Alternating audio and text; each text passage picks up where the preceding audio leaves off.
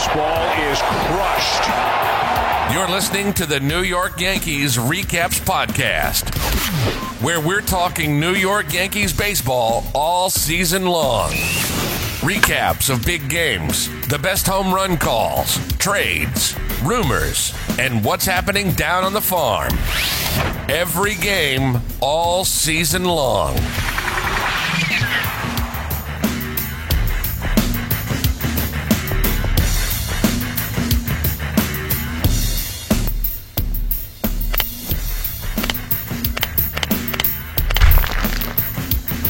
So not to sound like the old guy in the room, but I've been playing baseball video games since the early 90s. The first baseball video game I can remember playing was called Bad News Baseball. It was on the old Nintendo with the cartridges that you had to blow on because they'd get all dusty. Next, I remember playing Triple Play Baseball and Little League Baseball. Little League Baseball was on NES, and then Triple Play Baseball was like Sega Genesis. I think we also had Big Hurt Baseball. Those games weren't very good. Triple Play Baseball 93, I think, with Tony Gwynn on the cover, maybe it was 94, was one of the best games ever at that point. It was the first one where you could actually see a fan catch a ball if you hit a home run. That was pretty cool. And then around 94, we got World Series Baseball for the Sega Genesis. I remember the summer of 94 like it was yesterday. All I did that summer, it was very hot, was stay in the basement and play ping pong and video games, World Series Baseball mostly, with my buddy Ben while we watched the OJ trial off and on. Ben eventually got locked up for murder, and they did a Ghost Hunters episode about it because apparently the girl he killed haunts the residence. But anyway, World Series Baseball was the first game that I can recall that had every Major League stadium. Back then, I think there was only 28 stadiums, but it was so cool to just play in Yankee Stadium with the batter's eye background, that old section of bleachers that they painted black, or to play in like Candlestick Park, or back what was called Comiskey Field or Comiskey Park, Wrigley Field. The announcer would say, if you hit one onto the street at Wrigley, it would say the name of the field, Leywood Avenue. That one's onto Leywood Avenue, or whatever it's called. That was a really fun game. That was kind of revolutionary. I remember the batting camera was pretty cool because it was from the catcher's perspective, so you got a good read on the baseball. It wasn't one of those top-down 2D games like the old RBI baseball for Nintendo. Who remembers Tecmo Baseball for Nintendo? That was a good one, too. I think we had that one for a bit, but I think somebody either borrowed it and it got lost, or it got left in we had a TV VCR Nintendo repair business, and I think maybe it got used as a test game and got left in the system or something like that. But Tecmo Baseball disappeared and we never saw it again. Never sure what happened to it. So in the mid-90s, World Series Baseball was kind of the dominant game. World Series 95 and 96 were both great. But then in the later 90s, we got into PlayStation. So we had MLB Pennant Race 96. MLB Pennant Race would eventually become MLB The Show. It was Sony's PlayStation exclusive video game, and that eventually evolved into MLB The Show. Actually, first, it was called just MLB. It was MLB 96, 97, through, I think, 2005, or maybe even 2006. But they were a year ahead in their dates. Like, for the 2005 season, it was a 2006 game. So in 2006, they actually rebranded and just called it MLB The Show 06, or MLB 06 The Show. I'm still never been sure on whether the show comes before or after the year. Anyway, I thought it was revolutionary at the time. The gameplay was just so fluid. It was tremendous. The year before, we had gotten probably the best video game ever made for baseball, MVP Baseball 05. If you're a baseball gamer, you probably remember this game. It was the first game where you could ever build your own stadium. and move your team. It had an owner mode where you can set ticket prices and promotional items. And you had to actually manage your budget.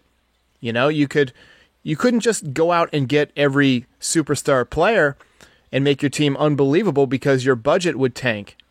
So you had to get the right amount of players to still excite your fan base enough to buy tickets. That way you could build your stadium and you know, continue to build it up. You know, the first things you could add were like a lower deck, and then you could upgrade to a second deck and better light fixtures and stuff like that. So that was a really addictive game. I remember actually MVP 04 was really good too. MVP 03 was the first time that series came into existence. It had been triple play baseball. That series had kind of died out with sales, and then they rebranded to MVP 03. I think it had Randy Johnson and Miguel Tejada on the cover. That was a fun game. They kind of invented the pitching meter where you got to stop the meter in the right spot. Otherwise, you threw a hanging breaking ball. So that was, you know, EA Sports inventing the hanging breaking ball in video games. And I remember the first pitch of the game every season, or first pitch of the game every single game was a fastball. So I had Alfonso Soriano as my leadoff guy, and I think I hit 90 home runs playing through a whole season. So 04 comes out, MVP 04, and there's a lefty bug, so lefties couldn't hit home runs. And this was back in the day before you could patch games on consoles, so you just had to deal with it for a whole year, a major bug. So that sucked. But then MVP 05 came out, and it was tremendous. And it was, in my opinion, the greatest, most addictive baseball video game ever made. It had fully playable single-A, double-A, and triple-A games. And to my knowledge, there's only been one other game that's been able to duplicate that, and I'll talk about that in a minute. So in 2006, MLB 06, the show comes out. It has fully playable AA and AAA games, and it's got a new mode called Road to the Show, where you take control of a single player and you have to play your way to the major leagues. That became an addictive mode. It's still the most popular mode in the game to this day, now almost 15 years later. In 2007, we got MLB 07, the show, and we also got MLB 2K7 from 2K Sports. That game was absolutely tremendous graphically. It was the first game on the second baseball game on the Xbox 360 and on the PS3.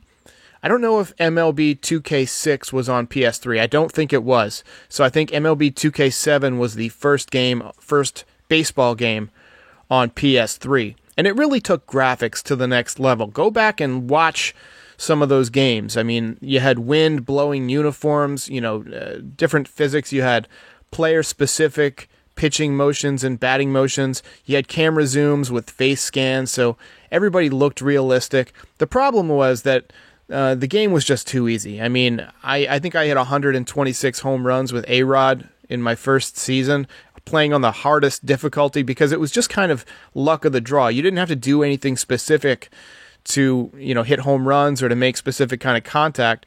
You just had to time your swing, and the game would kind of automatically determine what kind of hit you had. It was random. It was randomized. So it wasn't as much fun as today's games. Although I did play that game a lot. It did have a franchise mode. It had contracts. You could re-sign players. I had a team that was stacked. I think we won 157 games or something. It was nuts. But I played that game a lot. I still fire it up every now and then on my old PS3, just kind of when I'm bored of the new stuff. So MLB 08, the show, came out to PS3. That was one of the first MLB The Show games on the new console to really look tremendous, And then MLB 09 brought in a lot more, presentation elements, like from TV with different camera angles and things like that. That year we had a demo that you could download and play for a couple of months before the game came out, and I remember I used to go play it, after work every day. I would play that same 3-inning game between the Phillies and the Tampa Bay Rays, the previous two World Series games, just over and over and over every single day until that game came out. I was almost sick of the game by the time it came out. So, the MLB The Show franchise has gotten to be really strong. Now, 11 years later, we've got another very strong rendition of that game. I don't play much Diamond Dynasty or Road to the Show anymore. I'm pretty much a franchise guy. I like to play with my Yankees. As you can see on this channel, you may have seen over the last few days, there's been a ton of uploads of broadcasts of MLB The Show video games, and I apologize if that's not your thing. I know a lot of people come here for just the commentary and the breakdowns of the Yankees that I do, or if you fire up this podcast, you don't necessarily have a huge interest in video games, but I thought that it would be a good way to bring in some younger viewers, people who maybe like video games, like to watch that type of thing, and introduce them to the channel. So it's a bit of marketing for me, but if you do enjoy MLB The Show, I'm about to give you a review of the 2020 game because, as I just established, I've been playing baseball games forever, ever since I could, and pretty much ever since baseball games were around in my lifetime. So let's talk about MLB 20 The Show. What's new? What's different? What's good? What's bad? Let's get started. So let me first just give kudos to San Diego Studios for releasing the game early. We got to download it on Friday. Actually, it was we got to download it early, but played it at Friday at midnight, so really Thursday night at midnight. I actually went to sleep Thursday in the afternoon after work for a couple of hours so I could wake up and play at night. So I streamed a bit, from about 12 to 2 a.m., went back to sleep, got up in the morning and played some more before work. It's really addictive, and I'm glad they made this available because everybody's locked in. Everybody is, under quarantine right now from the coronavirus. So we're at home, and I'm just, I don't have much to do. Just play video games. There's no sports on. There's no fresh movies. All the Oscar movies have already come and gone and been available over the last couple months. So there's not much new out right now. So good weekend for video games. So I must have played probably about 15 games of the regular gameplay and 5 or 6 games of retro mode. I haven't played Home Run Derby yet. Haven't played MLB, or what's it called? Road to the Show or Diamond Dynasty yet. But those are big customizable features that you can get reviews on elsewhere. I'm going to review the gameplay. I'm going to review the rosters, the sounds, the graphics, and franchise mode. So let's start with the gameplay. They've changed the PCI. That means plate coverage indicator. That's what you use to hit. Generally, I like to have it invisible because it used to be very ugly and take up a big portion of the screen. But this year I've actually got it on the screen because it has some visual cues that tell you, what type of hitter you've got. So in the middle of this PCI, which you can change the shape of, I've got kind of an oval. It's got 3 diamonds.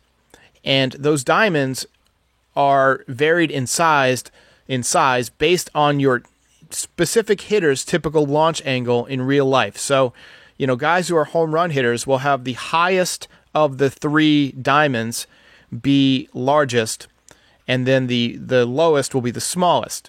Guys who are more of a ground ball type hitter, maybe a slap hitter, somebody like Tyler Wade, the lowest diamond will be the biggest. And somebody who's more of a line drive hitter, somebody like Miguel Andujar, the middle diamond is the biggest.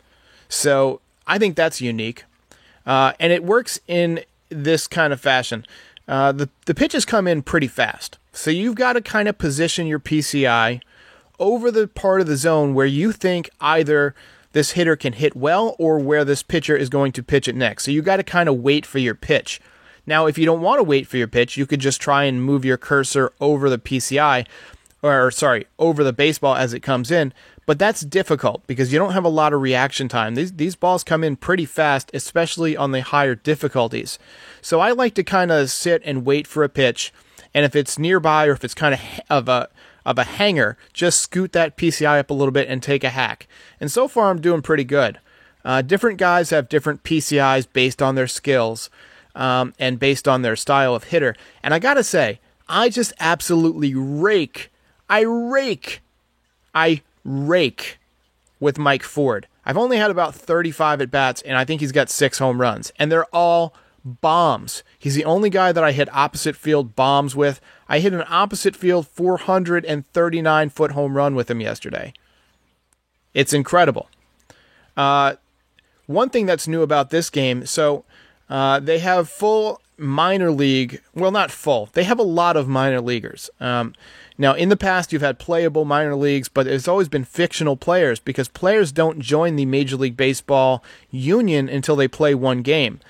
Text-based games have had minor leaguers. I remember all the way back in mid-90, probably 94, Front Page Sports Baseball Pro 94 had a bunch of guys. I remember it had Ricky Leday before he got to the major leagues. And I had some other guys, Shane Spencer, before he got to the major leagues. But then in 96, they took away all those guys. It was all fictional, and you had to rename them. And then in the MLB, the show franchise, it's always been downloadable rosters. So guys would make their own customized rosters and give all the minor leaguers their real names, design their faces to look like their real faces, and give them all their attributes, their stances. Well, they hired the main guy who does that to help with the rosters this year because MLB came to an agreement with MILB, Minor League Baseball, to allow the player likenesses in the game. They also used a lot of pictures, actual pictures of the players. So the guys who've had face scans or have been in spring training before actually have player cards and actually have their faces in the game. On the thumbnail for this, you see that Deivi Garcia is in this game, and he has a face scan, and he's really good. I'm 4-0 with him. I gave him the number 5 spot in the rotation for the Yankees just because, I wanted to see him pitch, and I'm dominating with him, 4-0. And one guy I'm not doing very well with is Jordan Montgomery, getting clobbered with him. So anyway, that's a nice touch. But back to gameplay, they've added new bat sounds. The bat sounds are tremendous. The graphics are absolutely beautiful. All the stadiums look perfect. The new Rangers Stadium is in the game. It looks tremendous. Although I wish they had a bit more color. I actually like the old stadium better with the, whatever that white structure was in the back, whether it was a hotel or whatnot, above this green grassy knoll, appropriate for Texas. So I really like the old Texas Stadium better, but this game is beautiful. The stadium is beautiful. The Marlins Park looks great. Yankee Stadium looks great. Shea Stadium looks great. I've played in a bunch of them. Camden Yards looks tremendous. So the graphics are all there. The gameplay is there. I'll say this, though. I don't like the new throwing meter. They've changed the throwing meter to make it more sensitive. It's kind of like the pitching meter, except you have to stop in the middle. And in my opinion, it's far too sensitive. I like to play with retro mode fielding cam because it's a bit higher up, and it makes it kind of hard to see the meter. So I turned that meter off and just went to straight up button pressing, which I find easier. I will say the hitting is, much more lifelike than previous games. If you get jammed, the ball is going to come off the bat as if you got jammed. So if DJ LeMahieu gets jammed, for instance, he's going to hit a soft little blooper over the second baseman. Sometimes it results in hits. It's got this new perfect system, too. When you line up the biggest diamond in the center of your PCI and time your swing perfect, you get that hitter's maximum exit velocity. So I've seen Aaron Judge hit some 120 miles an hour, which you didn't see in past games. And I've seen, Mike Ford just crushing balls because I tend to hit it, as I mentioned, really perfect with him a lot. And, he gets up to 108, 109. So I really enjoy the new hitting system. I'm kind of in between levels, though. They have this system called dynamic difficulty where it adjusts the difficulty based on how you perform. So with dynamic difficulty, it takes me up to in between Hall of Fame and Legend. But for me, that's just not enough offense, so I turn it back down to Hall of Fame just to, top out. And I end up getting, 4 to 6 runs a game. Occasionally, I'll get 7 or 8. Usually not more than that. I scored 10 runs one time so far. I also get, if I'm not patient with, the pitches that I'm choosing to swing at, I'll get shut out. That's one great thing about this game. It makes you, select good pitches to hit. It makes you be choosy up there. It makes you take pitches, which also causes you to walk more, which keeps your stats in check. It keeps them realistic. So far, really enjoying this game. Haven't noticed any major bugs in franchise mode. I'm on May 1st. I've played, about 2/3 of my games and simmed a few others. I've also done the fast sim where you not fast sim, what's it called? Quick play, where you just simulate each at bat at a time. I wish there was an option to watch the game from the press box or from one of the seats in the stadium. There's no reason you can't do that. I mean, the technology is there. It would be so much fun to just choose a spot in the stadium, watch a game from the upper deck, watch a game from the first row. The graphics are so good and the physics are so good that it would be like watching a real game. And right now, at a time when there are no games whatsoever, that would be a nice time killer. Some of the other things that I've noticed, a lot of the guys have specific home run swings, a lot more than in previous years. So I've seen, Mike Ford. He's a guy I was not expecting to have a custom home run swing, but he has one. DJ LeMahieu has a custom home run swing. Gleyber Torres has a good one. I still think Aaron Judge has I guess it's a custom swing, but it doesn't look like his home run, which is weird because he came and did it in the studio, so maybe he just didn't replicate his own home run swing well enough. I find that if you go through the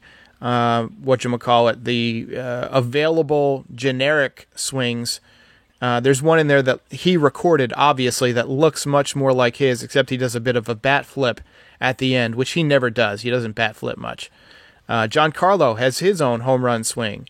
I saw Didi has his own home run swing, though I think he had one last year as well.